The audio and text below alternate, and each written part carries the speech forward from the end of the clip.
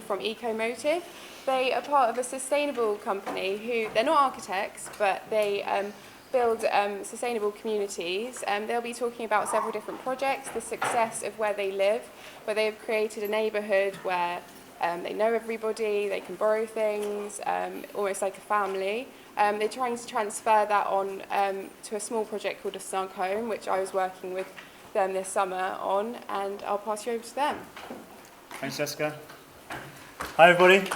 My name's Jackson. It's Anna, and we've been involved, I guess, over the last 10, 15 years in sort of people-led housing projects. So bringing the end user into the game a bit in terms of design, in terms of creation. But before we kind of go into sort of more detail around that, we just wanted to give you a flavour of a project that we delivered in St Werburgh's. Does anyone know where St Werburgh's is in Bristol? No. Okay, couple. Okay, so this is in Bristol, so just down the road. If anyone knows where IKEA is. IKEA? Yeah. It's very, very close to there. So it's very close to there. So this is just a quick flavour. It's only a couple of minutes. Is there a volume? There's no mute. Okay, there's no, you have to just imagine your own music.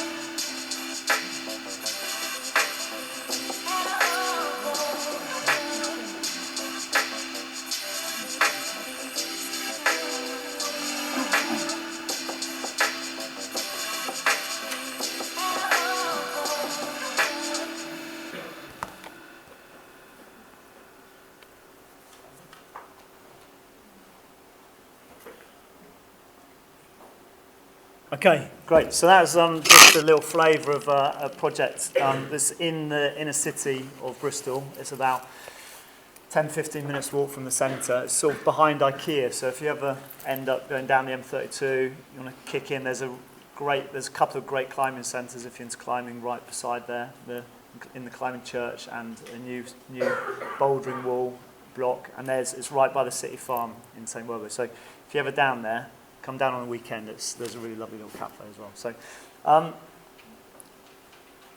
because our background is around, because we've been spending the last sort of 10 years trying to find ways to help people-led housing, part of that has come out of this real need to try and find a solution, a housing solution that that addresses both affordability and addresses a way of creating more of a sustainable space to live. Both in terms of the structure of the building, but also a wider context in terms of the community. Out of everyone here, how many of you don't own your own home? Okay, so that's pretty much most of you. And who out of you guys would actually like to own your own home at some point in the future? Okay, so quite a lot of you. And who feels confident that you're actually going to be in a position to own your own home at some point in the future? Okay, that's good. I like it. Yeah, nice. Very lots of optimism there. And how many of you have actually started thinking about how you're going to be able to own your own home at some point, maybe either while you're at university or even after university? Okay, so some of you start thinking about, I'm not, it's not a test. It's like, I know you guys are focusing on doing your studies, and how many of you are actually architects in this room? Are you all architects? I don't know. Architect students. Sorry, yeah, I know. Okay. I know, as bad, yeah. Okay, I know you're not allowed to call yourself an architect until you've gone through the whole process. So how many of you are architect students? Okay, great, cool. You know the difference between students and how many of you are non-architect students but studying a different sort of discipline or something else that are present here? All right, so you're all architect students, okay. Got to be careful what we're saying. And how many of you actually thought about, have got it in your mind that you would actually like to create your own home at some point in the future? Okay, so there's a good aspiration there that you, not only you're going to get in a position where you can help create other projects, but you're in a position where you can actually build your own place. Okay, so all those have just put your hand up about actually you would like to create your own home in the future. How many of you think that that's actually going to be possible? Okay, so still quite a strong push. So that's, okay, fantastic. So there's some of you have started thinking about how you're going to live. Some of you have been active. Some of you have been active around that at the moment. And also we're recognising that there's this need. And I'm not sure if you're aware, but Bristol's got an affordable housing need of 15,000 people. They're on the affordable housing waiting list, needing to have a home. How many of you would like to live in a, I know this is quite a broad term, but a sustainable or an eco home? Just loosely, whatever you feel about the definition of those two things. Okay, so that's kind of most of you. Does anyone not want to live in a sustainable or eco home? You don't have to. Okay, so it's sort of almost sort of common sense, really, isn't it? That you want to live in somewhere that's, they have lower fuel bills, might have a lower impact on the world, on the environment, lower impact on the local communities, that sort of thing. So, and it's quite, like, we're not going to go into definition of sustainability because I'm sure you've either done that to death or you're going to do it to death at some point. But someone said to me once, a sustainable home is a home you don't have to lock your doors. So, okay, what does that mean? It's like about community or strength of community or strength of the safety around where you live. Does that lead on to having a sustainable home? So our aspiration over the last sort of number of years is how do we get from this point of empowering people to create their own places, and it is actually quite a struggle. We deal with a lot of people who come to us, or we hear of them that are trying to set up their own projects, and there's a lot of hurdles there. Which, if some of you start exploring it, it's like land, finance, knowing what you're doing. Well, you guys are going to be in the best position about that last point. But certainly land and finance are going to be the tricky ones. So I'm going to just run through something here. Let me just...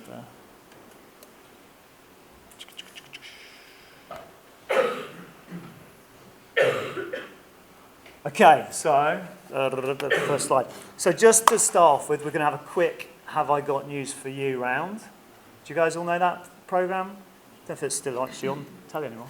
Is it? Do you know, Shanks? Okay. Have I got news for you? So this is something I'll tell you, which is like, we're going to give you 4 images, and you've got to guess which is the odd one out. So, this is on the topic of custom build and self-build. First image, a nice housing project in Germany.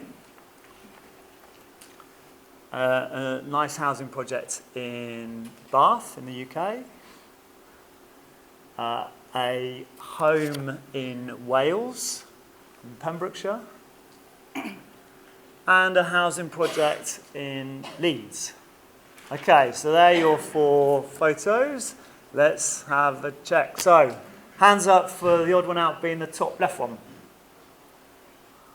Okay. You can put your hands up if you want. Okay. Hands up on the top right one. Okay, there's a marker. Hands up for the bottom left one.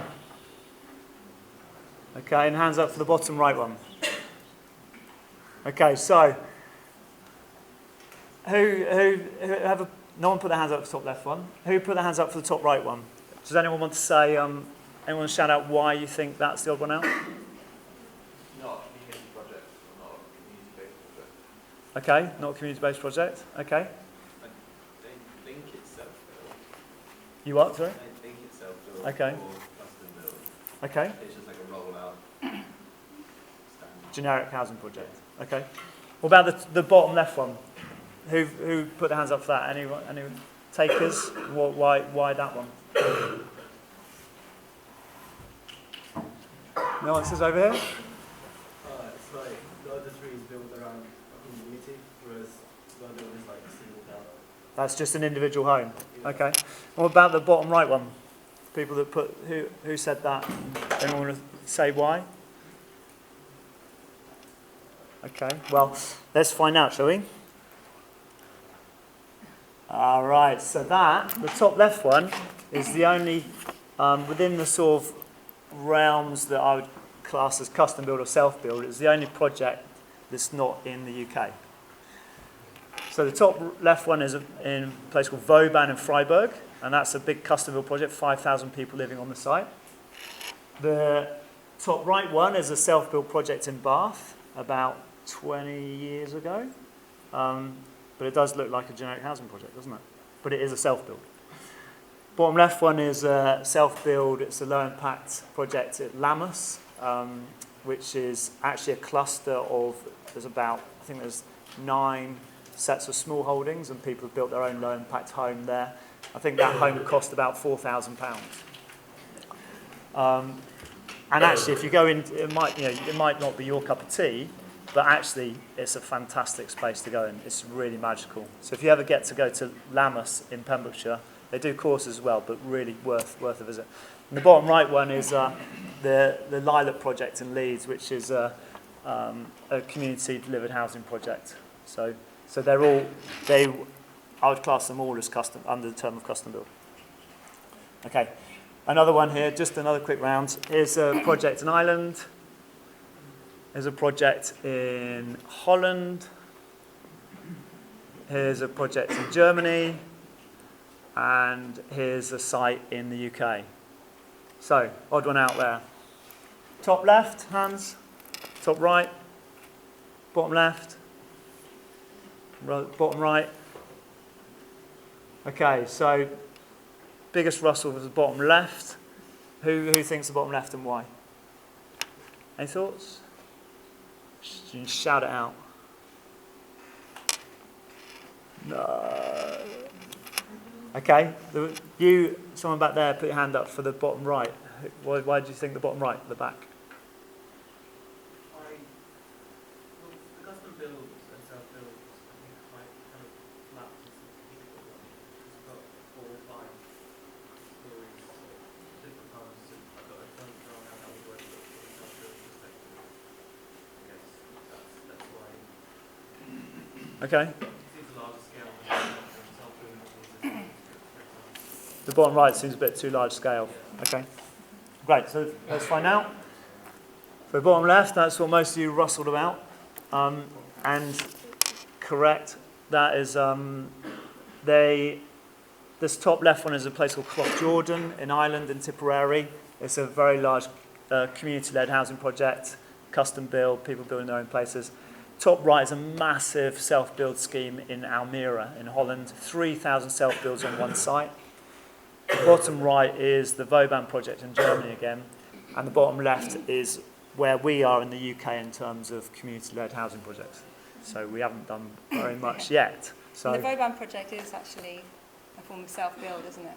yeah, so the Vauban, so in terms of your question, that bottom right one, I would class it as custom build because groups got together in clusters of 12 and then they instructed an architect, they instructed a Baugruppen coordinator, which is effectively a sort of project manager to support the group, and then they worked through designs of what they wanted of the space, and then it got built out. And then they also influenced individually what they wanted inside their project. Okay, so for you guys, obviously as architect students and soon to be architects at some point, probably the left line is something that obviously comes into narrative quite quickly. It's like, the quality of the construction you're going to build, the aesthetics of what you're creating, the performance of the building, how the building is going to operate in terms of use of resources and things like that. And I know that obviously you do look at like the bigger picture stuff, so how clusters of homes work within neighbourhoods. But there's two other elements which I think quite often get lost by the normal way of housing delivery, which is generally because most housing delivery is by large developers that are predominantly based on profit-orientated delivery. So they're not particularly directly interested in housing, they're interested in how to make profit out of creating a house. And we think that actually the quality and the journey of the project is really key. So if someone who's going to live in that community is involved in the process, they're involved with the people around them, that journey will take them to a point where by the end of the time when the houses are created, they feel they've influenced it, they feel they've been part of it. And it's quite hard to quantify the value of that, but it has a very powerful impact on how that community establishes itself at the end point. So most projects are spec build, the developer just builds it all, flogs the houses, whereas actually if you can bring the end user into play, then we get like a much better outcome. And then obviously that can influence the quality of life. So I wanted to touch on the next couple of slides a little bit about the quality of life.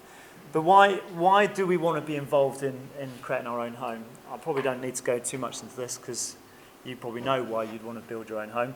But den building is kind of part of our essence, isn't it? From small people would be like putting sofas together and chucking blankets over, and if you see any kids playing in someone's living room, generally the first thing they start doing is making a den.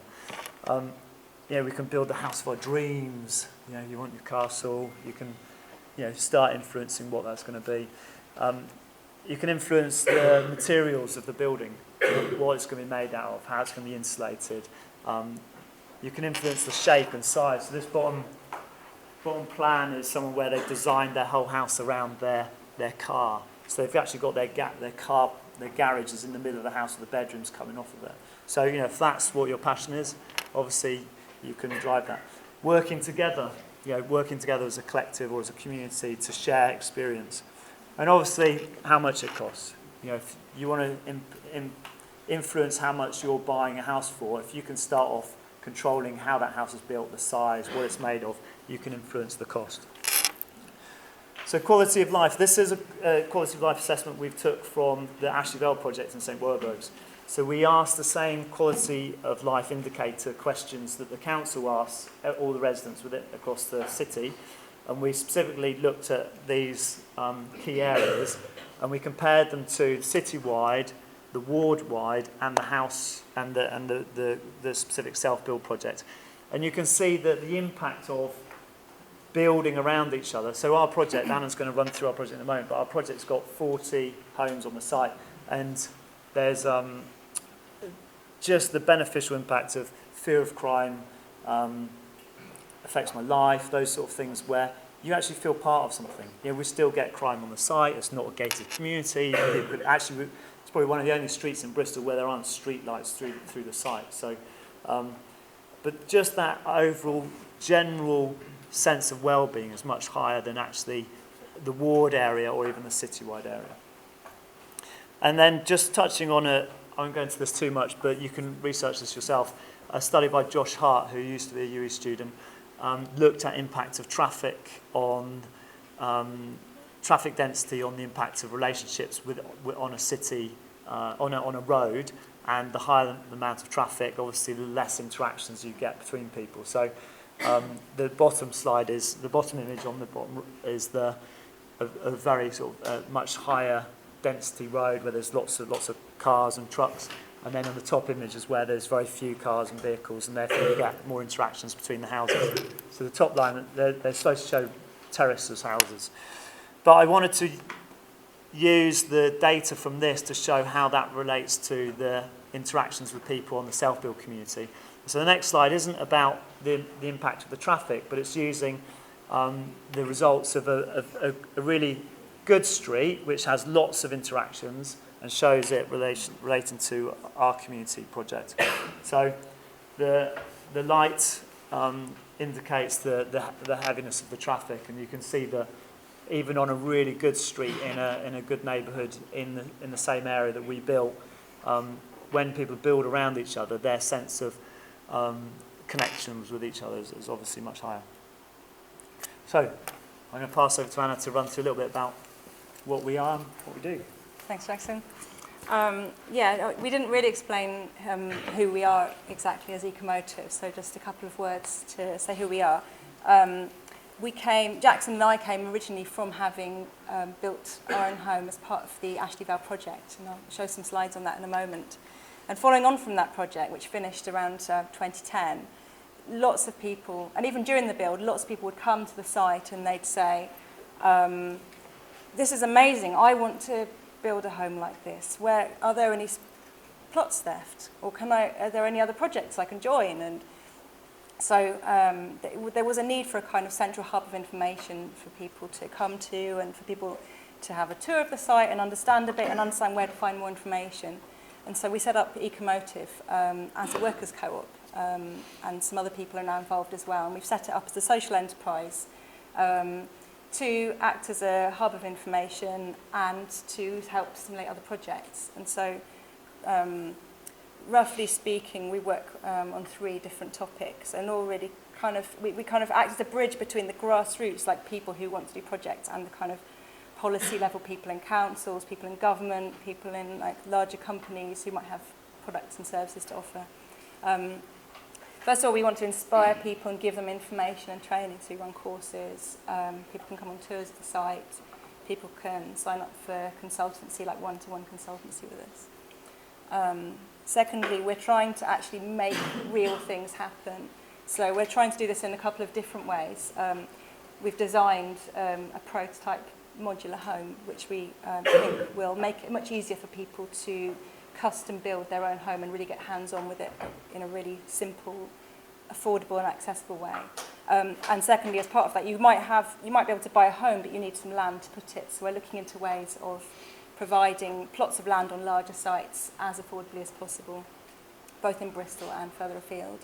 And lastly, we provide some technical services to the sector, particularly to local authorities, and we've set up a website which gathers information about people wanting to build their own homes and passes that on to local councils so that they can use it to make project happen in their area.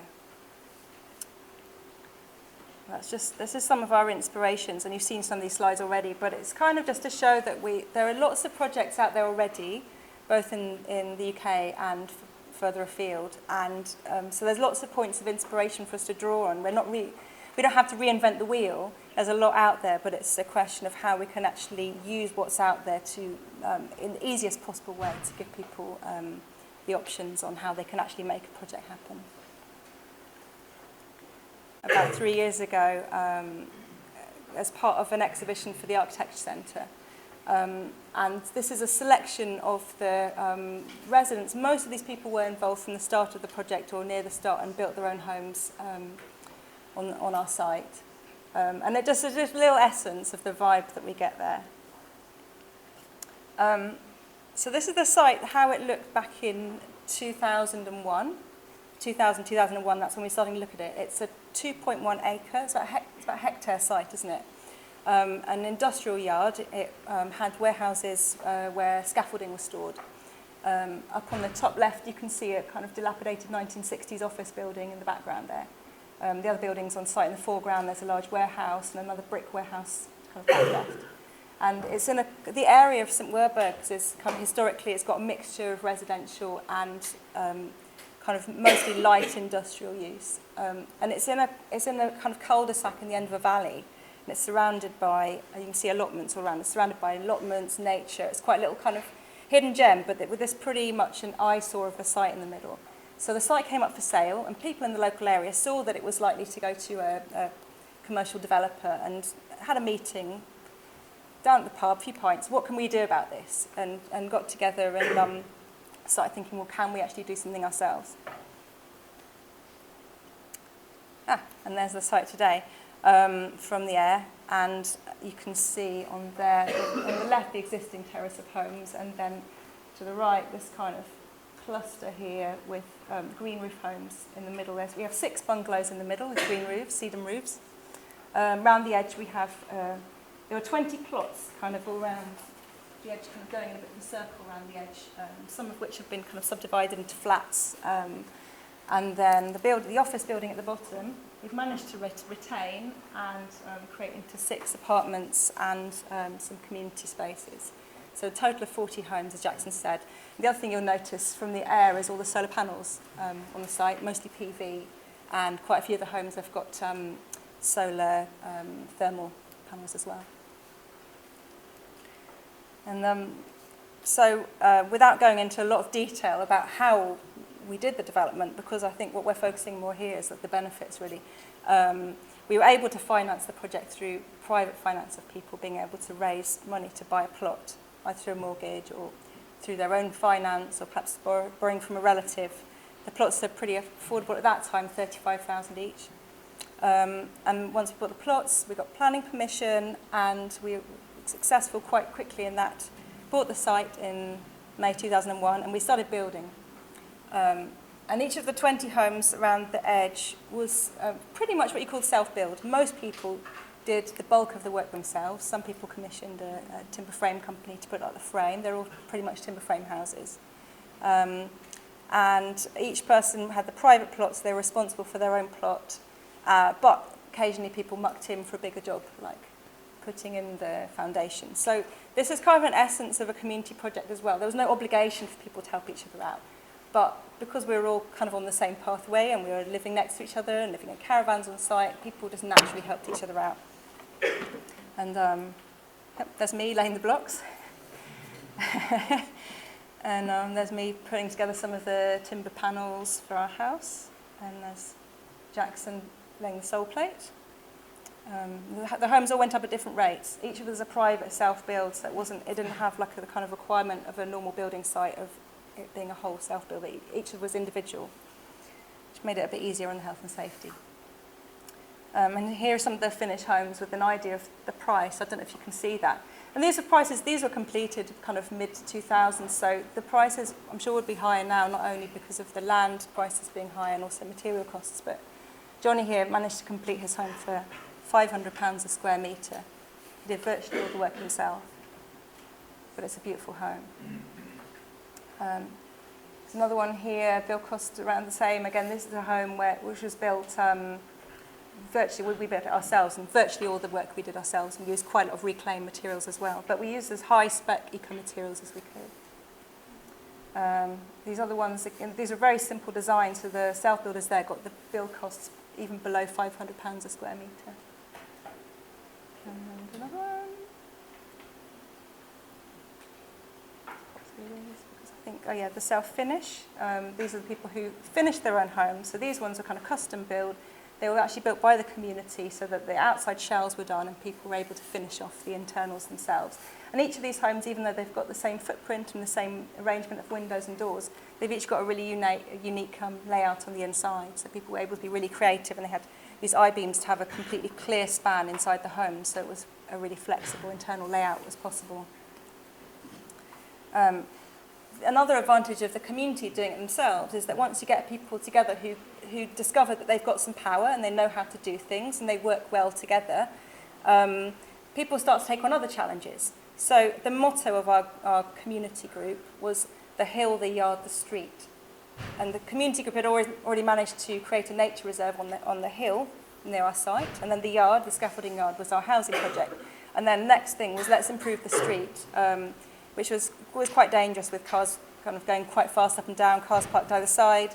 So we've turned around the parking layout sideways. We've created green planters, which we manage ourselves. Local people just put nice flowers in them. And again, that's just us taking control of the neighbourhood.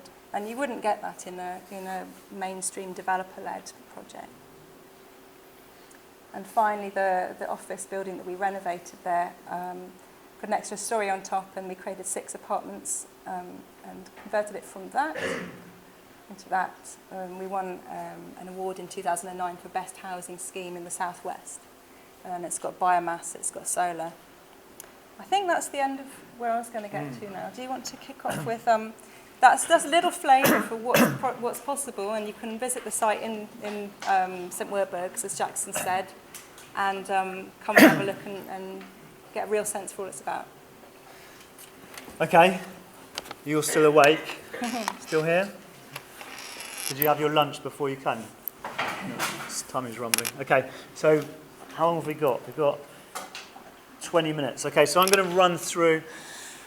do you normally have questions and stuff? Do you like asking questions? No, yeah? No? Yeah. Yeah, okay.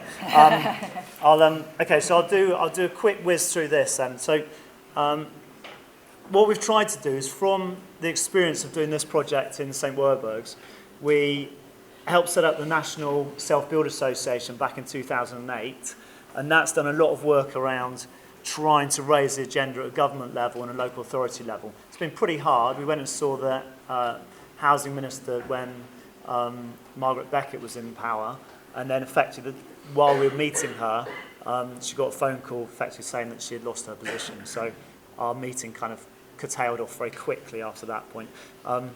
We then changed of government, and we had the Conservatives came in, and then we had a meeting with Grant Shapps, who became the housing minister, and we put it in front of him saying, the rest of Europe are doing people-led housing projects, why can't we do that in the UK? And he really loved the idea, maybe partly because it's quite a kind of Thatcherite principle in a sense. It's like, you get off and you go and sort out your own life, you sort out your own housing issue, but it did help pave the way towards where NASBA has now become. So NASBA is now called NAXBA, which is not the National Self-Build Association, but the National Custom and Self-Build Association. Because in the time that we set up NASBA, it then, the developer, so self-build, to get the government on board, we had to really argue the case for industry to get the industry back on its feet.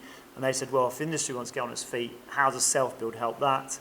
And so they wanted to come up with a new term that kind of bridged the gap between self-build and industry. So custom builders came up. And so who's heard of the term custom build before?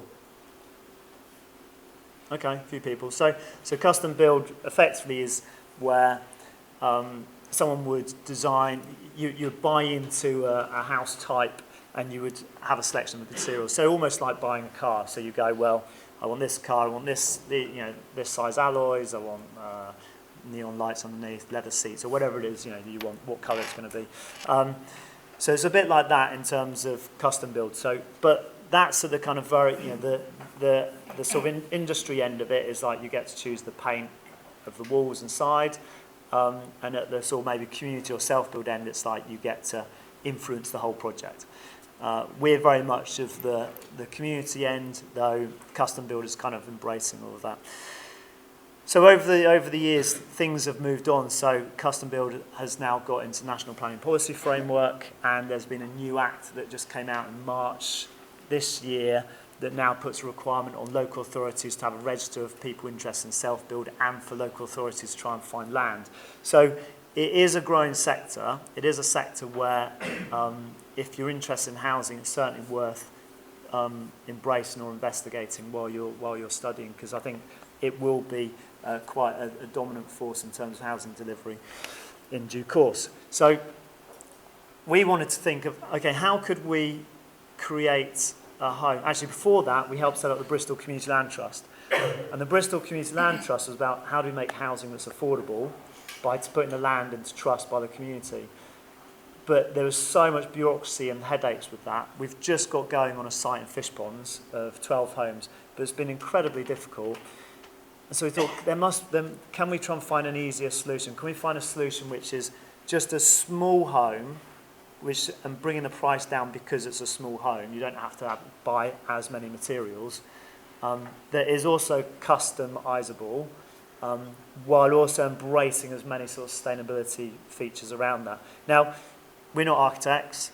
You guys will have, probably a much stronger grasp of over sort of design principles, design issues, how you do these sort of things. So we're going to sort of it's more like a seed of an idea of how can we do this. So we've come up talking with various people, talking with friends and colleagues and people that are interested in getting involved to help the process move forward. And so we've come up with a little micro design. I'll just run through that. So there's been a little bit of process from the Ashley Vale. I won't go into all of that again. And in 2014, we received a little bit of funding, the Regional Growth Fund, which came through UE, so for us to purchase materials. It gave about a third of the costs of a project. So we got a little bit of funding through that. We also did an initial design that we submitted for the Self-Build on a Shoestring competition. That's through NAXPA and Grand Designs. And we came, there were 6 were selected as the sort of finalists out of, I think, 30 schemes. I think we were probably one of the only ones not done as an architectural firm. But it was great to get in that final selection, and then out of that 6, 1 was selected for the prize, which wasn't us, but we were pleased to be that. So we ended up having a big board on display at Grand Designs last year. And then, amazingly, at last year in November, we were selected for as one of the strategic projects for Bristol European Green Capital. So I'm not sure if you know much about European Green Capital, but it's been quite difficult in terms of the amount of funding that's been available for projects. So there's loads of projects came forward saying we want to do something exciting, and amazingly we've got selected as one. So over the last year we've been looking at how to actually make that happen. To make that happen, obviously, we've got the design process, so we've got to think about what we're going to build. We've got a costing process, think about how much it's going to cost and can we do it on a shoestring, bearing in mind we don't actually have any real money to do this with. And we've got to think about where it's going to go, so we've got to think about the land issue. And obviously, for a green capital project, it only needs to be temporary. But even though it's a temporary project, it's been amazingly difficult to even find a temporary site. So we spent about 18 months trying to find a temporary site to put up a small home in the middle of the city. We're not quite there yet, so we've got 3 months left of Green Capital year, but we are still going to do it. So I'm quite optimistic, but we're not quite there yet. So, what do people want? So these are. Can you actually read any of these? I can't even read them on here. Shall I read them? Can you read them? Okay, the one on the left. The single parent. Family can't afford to rent or buy. So just to put this in context, so in lots of sort of outreach stuff we've been doing, we've taken a little whiteboard and said, okay, what do you actually want yourself? What's driving you? You know, and so probably without reading them all out, it's like people have just gone, I want an eco home, I want to live low cost. Someone put, I want to live in a hobbit house, I want a home, not a castle in the sky.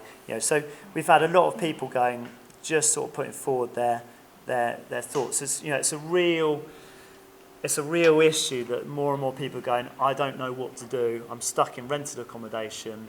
It's a hard to heat house. If someone starts a small family, it's even harder. You've got no security. The security for people renting in the UK is appalling. Landlords can put their rent up at any point, and if you can't cope with it, you can go and jump. So how do we try and make that, how do we address that issue? And one of the biggest things we know is obviously if you own the place, that can resolve that.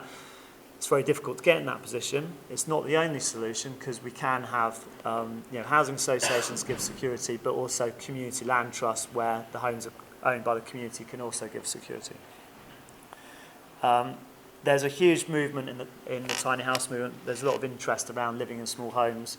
I imagine probably most architecture students will have had over the millennium will have designed a small home in their time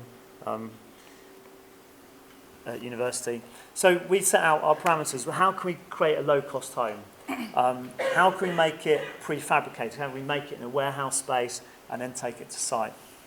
How can we make it flexible? So it's not, the internal space isn't already prescribed. It's like a space that people can work with. How can we make it customizable? How can you change the cladding if you don't want larch or cedar cladding, if you want to do,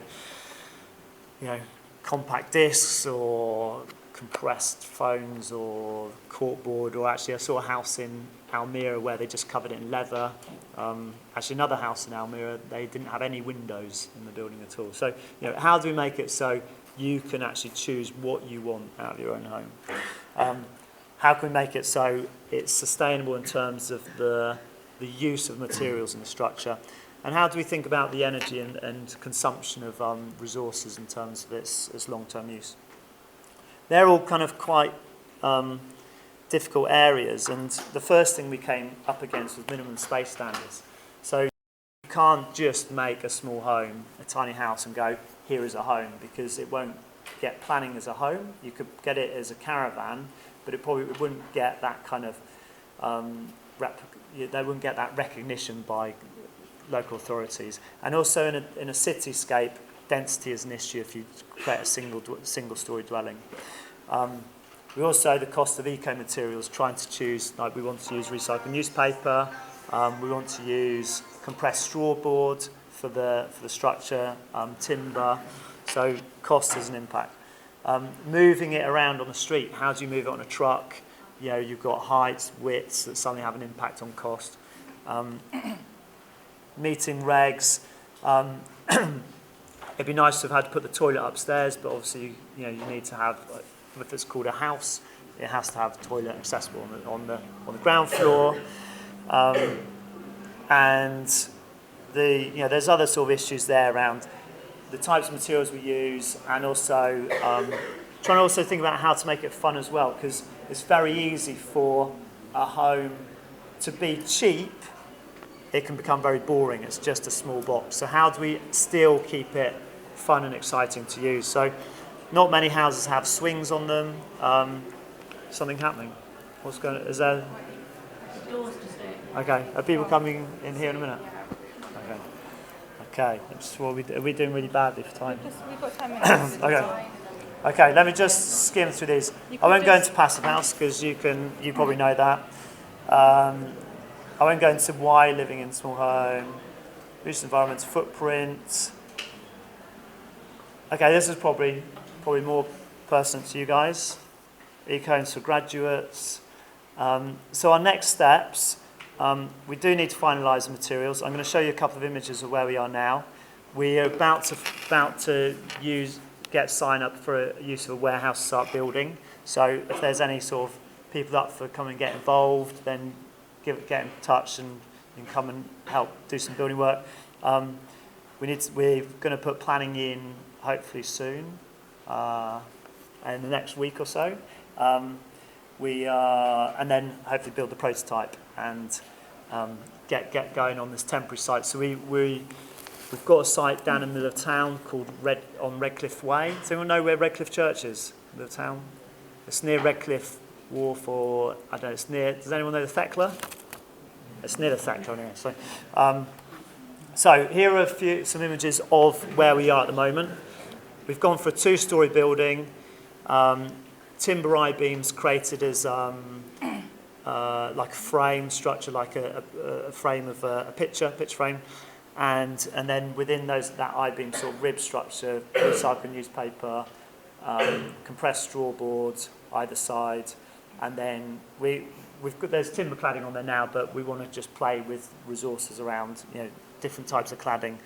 The front balcony sort of shape and space doesn't necessarily have to be like that. It can, it's more just changing it so it's not too blocky. There's something about that is that you can kind of see it's divided into 4 modules, 2 at the bottom and 2 at the top. So each of those would be able to be transported by road. They're small enough to get on a truck. And then what's the total floor area of the home? So it's 30 square metres. So it's 17 square metres on the ground floor and 14 on the upper floor. So it's pretty tiny. The minimum space standards for Bristol for a single occupant is 30 to 35 square metres. So we wanted to make it small, but it can be adaptable and can grow in size, length and height and stuff like that. But the size is important for the cost. Obviously, the bigger you go, you get cost benefits of price of all the individual items you put in it, like heating system and things that you'd need to replicate, like a toilet, washing machine, kitchen. You'd need that even if you had twice the size home. So there's a balance between going for a really small space and going for a bigger space. Just throw a few more and then we'll chuck it out to questions. That is a quick sketch of the site we're going to have in town.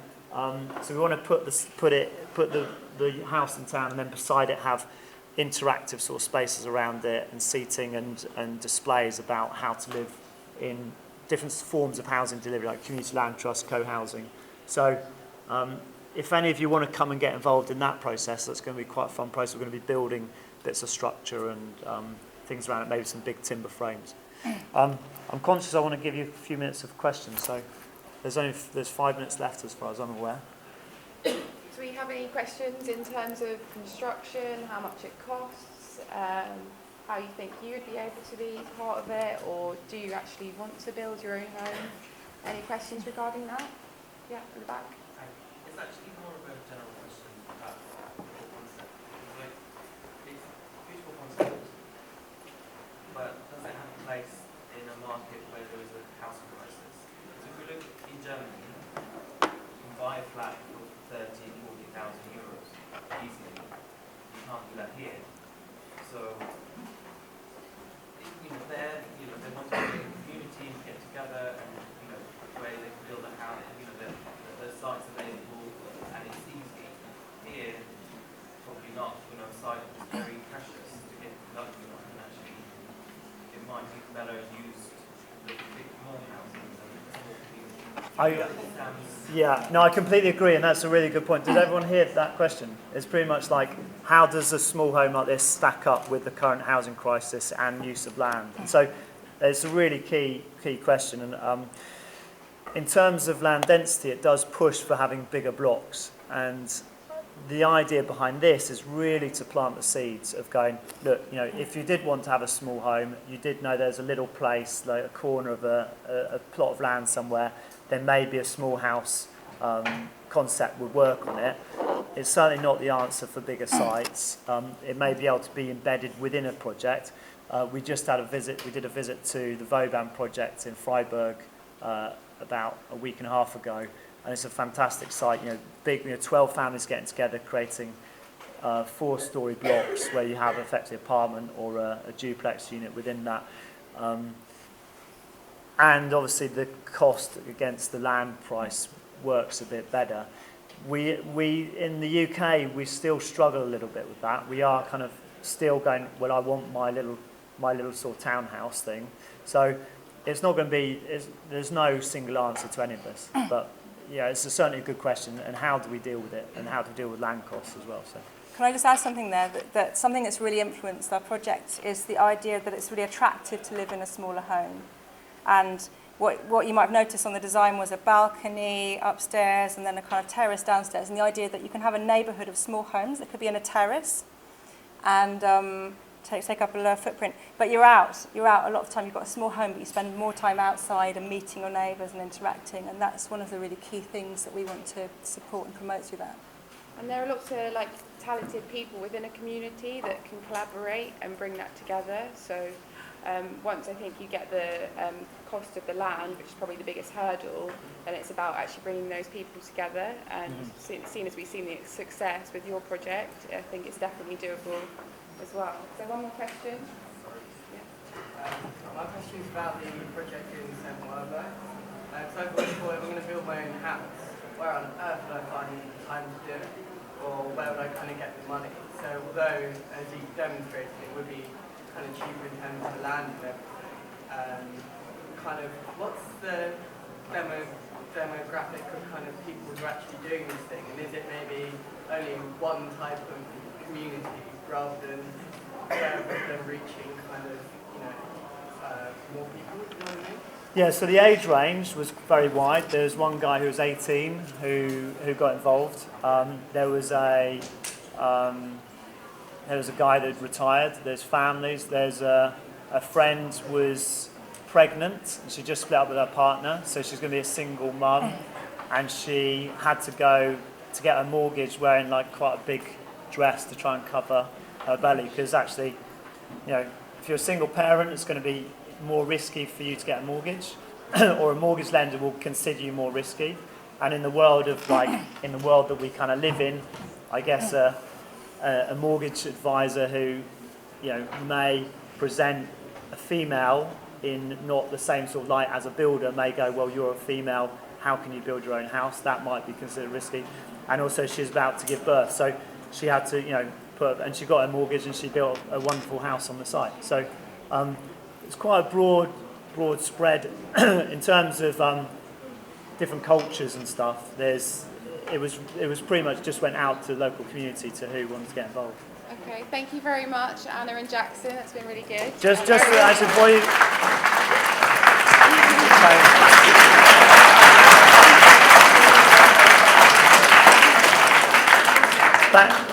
Thanks for the applause. But actually, what's probably more important is, if you do want to know more or you want to get involved, then we've got a pile of leaflets in the front here, so you can grab one of them and you can get in touch.